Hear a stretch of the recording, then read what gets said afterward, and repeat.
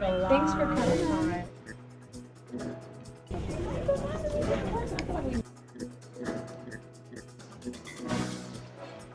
Again, I'm Victoria Randle. I'm a family nurse practitioner, but I also have a business. I am a consultant, a nurse consultant, and I help individuals start CNA schools in all 50 states.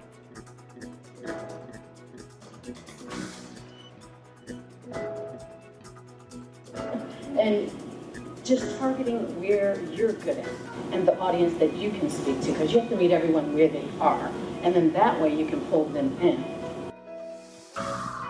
There has to be a connection, because if there's no connection, your business is going to be a job, and you're not going to be good at it. I would make my days pay while I was at work selling compression socks. So everybody started saying, "Do you sell scrubs? Do you sell scrubs?" And I was like, yes. And I said, you know what? I'm going to nurse the nurse. And this gets back into entrepreneurship and solving a problem. And I said, it's a prescription. It's the RN prescription.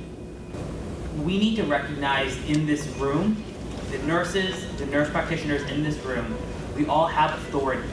And maximizing your authority, developing your brand, making sure your audience knows who you are, understands what value you bring to them is very critical. And I think you should collaborate up. Just find someone who's doing what you want to do, and they might not do exactly what you want to do, but you see something in them. A lot of times they're interested in your platform and not the actual person.